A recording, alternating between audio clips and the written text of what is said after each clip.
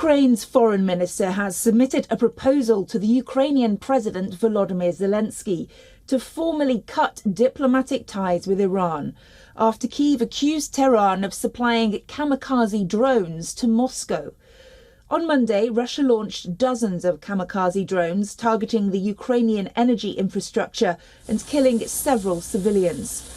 Ukraine says that the latest attacks were carried out with Iranian-made Shahed-136 drones. However, Tehran has officially denied supplying these drones to Moscow.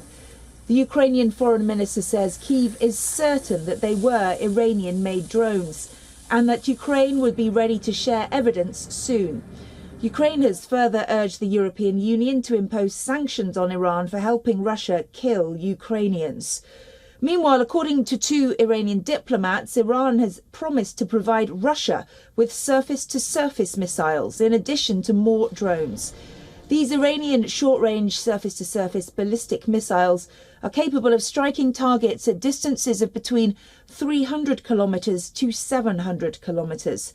The Iranian diplomat rejected assertions by Western officials that such transfers breach a 2015 UN Security Council resolution.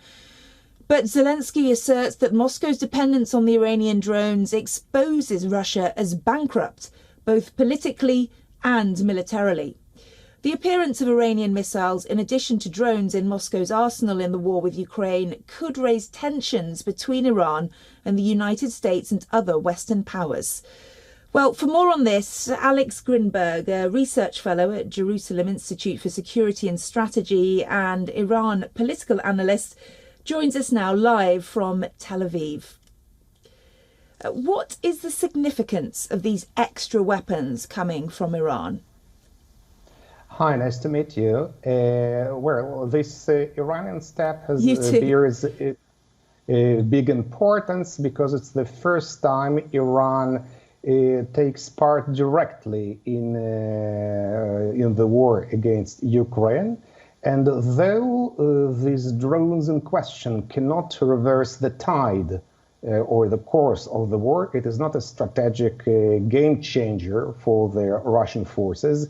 Yet the drones represent a significant threat for both Ukrainian forces and troops and Ukrainian citizens because the Russian military intends to strike with these drones the energy infrastructure of Ukraine, which means many people in Ukraine will suffer cold during the upcoming winter. How are the US and Ukraine's other Western allies likely to react to this?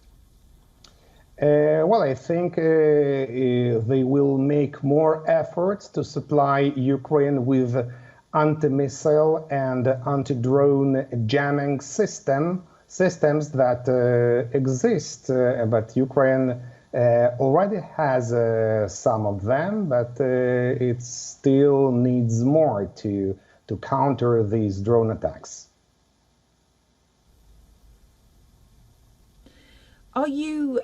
How concerned are you by this kind of change in Russia's weaponry? Do you see it as Russia having to cast around for weapons elsewhere and it's kind of a negative sign for Russia? Or do you feel this is Russia trying to embolden itself? I think all the options are correct.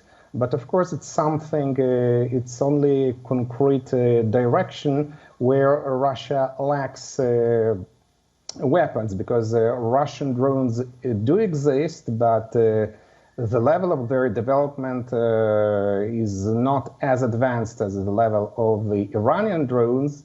And the drones that we're talking about is not properly speaking drones or UAV, but rather what's called loitering munition. And namely, properly speaking, it's about a low-flying cruise missile.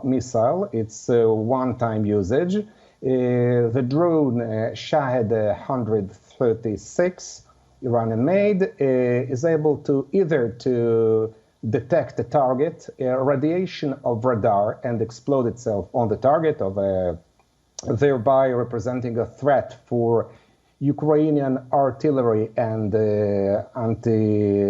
anti-missile and air defense systems, because all these systems use a radar.